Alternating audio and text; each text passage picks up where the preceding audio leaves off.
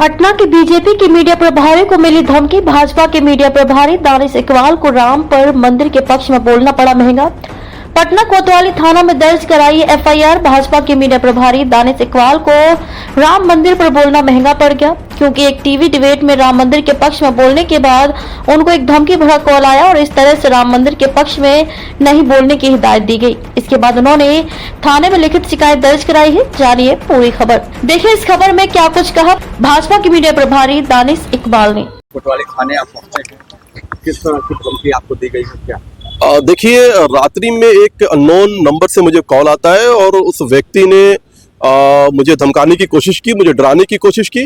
और एक्चुअल में कुछ देर पहले मेरा एक इंटरव्यू हुआ था जो राम मंदिर के मुद्दे पर था, और वो इंटरव्यू आने के बाद ही जो है उसने मुझे कॉल किया और उसने मुझे कहा कि आप जो इंटरव्यू में बोल रहे थे, आप जो इंटरव्यू में अपनी बातें रख रहे थे, उस बात से जो है मुझे आपत्ति है और इसलिए मैं आपको फ़ोन कर रहा हूं और आपको इसके अंजाम भुगतने पड़ेंगे। अगर आप बाबर के बारे में या औरंगज़ेब के बारे में कोई विषय रखेंगे, कोई बात कहेंगे, तो आपको इसका बुरा नतीजा भुगतना पड़ेगा। और उसने हमारे प्रदेश के अध्यक्ष आदरणीय सम्राट चौधरी जी के भी बारे में बात कही कि आप जो है सम्राट चौधरी के बल पर ये बातें कर रहे हो कि आपको सम्राट चौधरी या भारतीय जनता पार्टी बचाने आएगी जब आपके साथ बुरे अंजाम होंगे।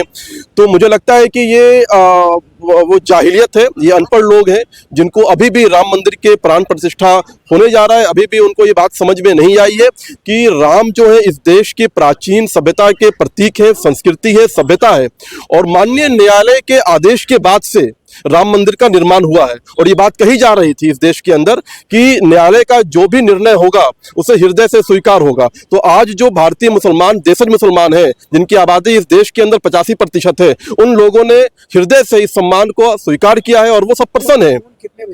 फोन रात्रि 10 बजे के आसपास जब मैं भारतीय जनता पार्टी कार्यालय के से निकल रहा था और तभी ये फोन आया था। क्या कुछ कहा गया फोन पर? क्या कुछ फोन में मैंने बताया कि उन्होंने कहा कि आपको बुरे अंजाम भुगतने पड़ेंगे अगर आप बाबर के, औरंगजेब के बारे में या बाबरी मस्जिद जो है उसके विषय पे अगर कुछ बात कहेंगे, क्योंकि उसका मानना था कि जो राम जन्म भूमि है जहाँ मर्यादा पुरुषोत्तम भगवान राम का मंदिर का निर्माण हो रहा है, और उसके बाद से ऐसा लग रहा था कि वो उस बात से खुश नहीं है। तभी उसने मुझे धमकी दिया। जी, रैंसम कॉल जो है वो डिटेल्स मैंने सारी यहाँ पे जो है नहीं रंगा। राम मंदिर के प्राण प्रतिष्ठा जो 22 जनवरी को होने वाला है उस विषय पे मेरा एक चैनल पे इंटरव्यू था। उस इंटरव्यू के आने के बाद जो है मुझे कॉल करके धमकी दी। थ्रेट कॉल आने के बाद क्या कहेंगे? डर नहीं, देखिए हम लोग देशज मुसलमान हैं, भारतीय मुसलमान हैं, राष्ट्रवादी मुसलमान हैं, हम लोग डरते नहीं हैं। ये वे लोग हैं जो जिनकी संख्या मात्र 10 से 15% इस देश के अंदर है, जो विदेशी लोग हैं, जो विदेशी आक्रांता के साथ भारत में आए और आज भी वो भारत के नहीं हो पाए हैं। आज भी उनकी जो संस्कृति है, जो कल्चर है, वो ईरानियन और अरबिक कल्चर है। वही लोग छोटे छोटे पाकिस्तानी पॉकेट के रूप में इस देश के अंदर बसे हुए हैं।